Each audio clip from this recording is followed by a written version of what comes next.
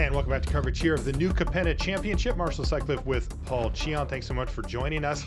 We are down the stretch here on day number 1. We just watched a really exciting match. We've got more magic to bring you here.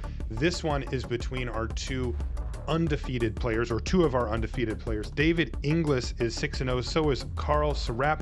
And as you can see, Golgari food here for David. Selesnya humans is what Karl's brought to the table. And these are two players that tested on the same team, and there was kind of a divergence in terms of deck selection, and looks like roughly half the team decided to go with Golgari food, while the other half went with Selesnya humans. Looks like it's working out well for both of them. That's right. They somehow meet at 6-0 here, coming in. Worth noting here that David Inglis, for that World Championship races that we've been saying, was number 2 in the league race coming in. 6-0, looking to go try to get up a game, by the way, I should mention here, and trying to be 7-0. So things looking pretty good for David on that front if he can keep the wheels on the train tomorrow. But for now, he's got to try to beat his teammate here to get to 7-0 and be undefeated on day 1. Yeah. And, you know, traditionally, the Golgari food deck really just kind of feasts on most creature decks.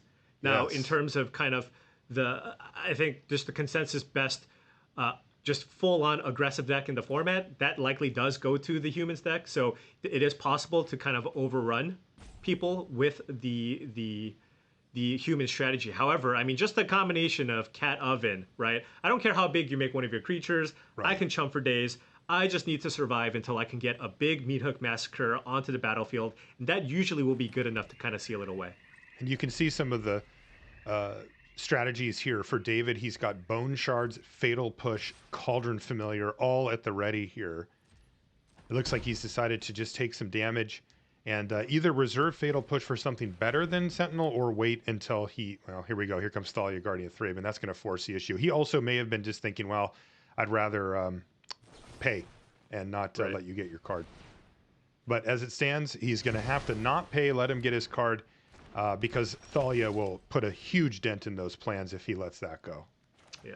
I wonder if we're going to see a Bone Shards here, too, on the Thalia discarding Familiar. You bet. That's exactly what we're going to see, Paul. And hey, I'll tell you, that stings, but David's going to be happy he had it because Thalia is such a pain. Right? I mean, this is just really great sequencing here out of David, because now, on the following turn, you go Trail of Crumbs, boom, get your Cauldron Familiar back. Yep, straight away. There's Adeline Resplendent Cathar. That card adds a huge amount of power to the board very, very quickly. So the pressure is right back on David as he starts to do his thing. As you mentioned, who cares? It could be 100 for Adeline, right? But Adeline also creates her own army around her. So, you know, you can't do that forever. Right. Key land drop missed here for Karl Sarap. 4 is the magic number of this deck. Oof. It's got 8 extremely powerful 4-drops in Inquisitor, Captain, and Collected Company. He must not have practiced enough. Yeah. Got to hit that A little more fourth land practice drop. would have drawn the 4th land for sure. Yeah, keep practicing until you hit your 4th land drop, and then we'll talk. Here comes Adeline. Going to come in for 3 damage here. Down to 14 goes Tangrams, as he's known. That's David Inglis's online name. And I think we're going to see Skyclave Apparition. Yes. Well, that'll stem the bleeding on the Trail of Crumbs. Not before the Cauldron Familiar comes back in, though.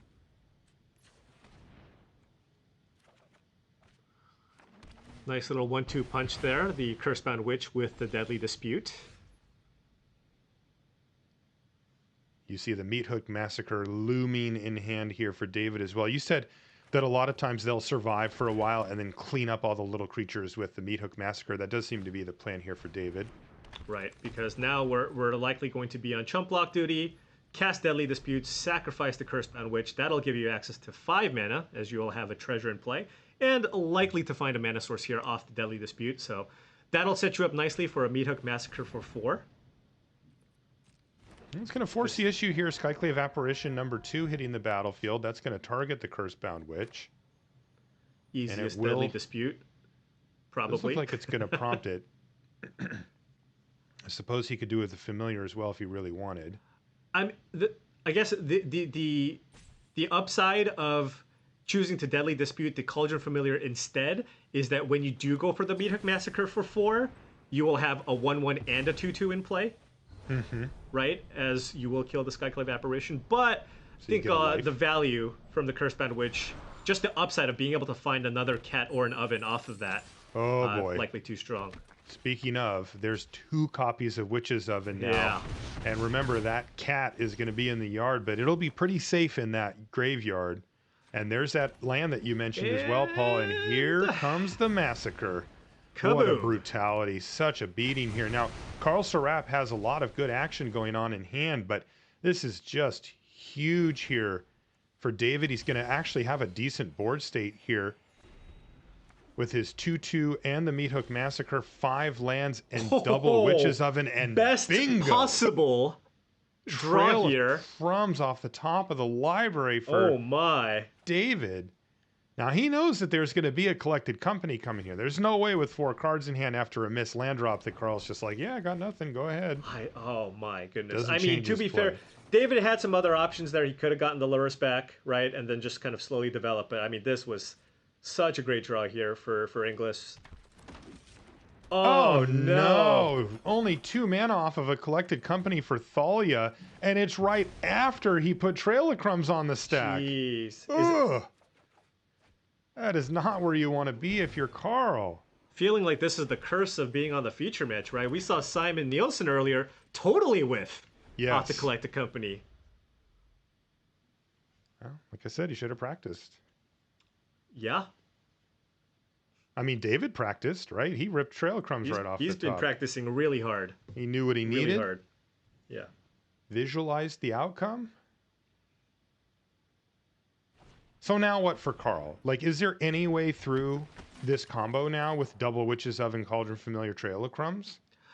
I mean, it kind of starts, 17. I feel, with just maybe trying to chain together a bunch of Inquisitor captains or collected companies. But I mean, David's got a healthy life total. He's basically gotten everything sorted out at this point. We have Witch's Oven, Cauldron Familiar, Meathook Massacre, Trail of Crumbs, a backup Massacre. I just don't see Carl able to fight through all of the things that David has set up here.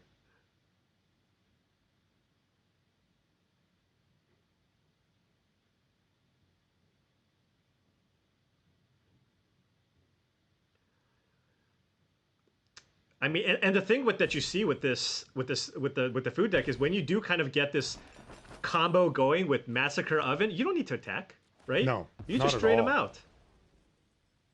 I'll just be over here doing my thing because this drain adds up a lot quicker than you think. You can't get through on the ground through the familiar, and I'm generating card advantage from the trail, and we've seen this before. Right. This is why David, chose this deck. It's just you get this engine rolling, and it's very, very difficult for the opposition to get through it. It's also proven quite resilient, even to hate cards, and we haven't even seen one from Carl, right? He's just playing white weenie cards, just trying to get in there, but nothing even touching the graveyard. The closest thing was that apparition, which did deal with the trail like permanently, but I mean, even close. The thing that you're really hoping for is just get a quick start, have a timely apparition on one of those combo pieces to kind of slow them down, and try to kill them before they get off that big Meathook Massacre. Because if you can't, this is exactly what happens, and at this point, there's just not a whole lot you can do if you're on the Selesnya human side. Not a fun place to be if you're in Karl Sarap's seat, because you're losing. There's not much of a way out here without getting really extraordinarily lucky. Right. Can't even play this Elspeth. The Thalia tax kind of hurting him here. That's rough. Oh, that's really rough. Thalia's lieutenant will show up. Powerful stuff, right? I mean nothing wrong with this. That's a respectable army. Mm-hmm. But the cat is too powerful. The cat just sort of trips up the Ranger Captain of Eos on its way to the graveyard. And then the cat comes right back again. Yeah, I mean, David can just run out another massacre here, right? Just go, okay, you know what? I don't want to maybe die to some crazy combination of cards where you just have way too much power in play. I can just go ahead and run out another Meat Hook Massacre here for 4 and gain a bunch of life, deal a bunch of damage to you, and force you to rebuild with only 2 cards in hand. Kind of an embarrassing hand here for David. I mean, he's got Luris and another trail. Like, come on, man. This guy's your teammate. Oh, yeah. Just a lot of Take it action. easy. Just calm a down, lot of David. action. Here's Luris. Okay. That gives you access to Cursebound Witch. Just all of the cards. Yep. Again, not a single attack yet for David. Hasn't even bothered. Probably won't. He's already halfway home. Kind of want to see. Matilda. Kind of want to see David just fetch a cruel reality here, off this Cursebound Witch, and kind of win that way. Just win in style, maybe. I like that. That would be fun. One of the And cards there's available off the Elspeth. spell book.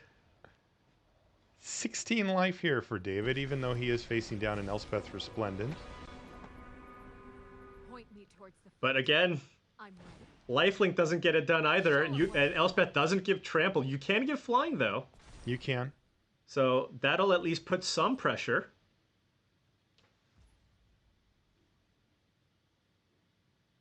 What happened there? I guess It didn't attack. it didn't attack. I mean, Karl is very close to dead here. Yeah, maybe I Just- missed ju- something. Just from all the drains here, might just be interested in keeping that back to prevent the Luris from attacking. Oh, goodness sakes. Is that where we're at? Yeah, that's kind of where we're at, Marshall. That's where we're at. Okay.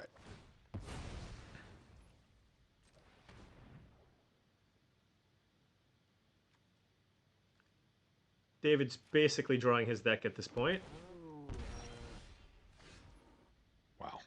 and we'll be able to finish this off by draining Karl Sarap down, maybe even finish it off with the Meat Hook Massacre. Yeah, could just wipe the board here and call it good. Carl's completely tapped out. Has no way to interact reasonably at this point. And here's the big There attack. it is. David says Even the plant. all of them plant token in. No. No, you gotta play tight, Marshall. I guess you gotta keep the right. plant back. 7-0 for David Inglis. What an accomplishment for him.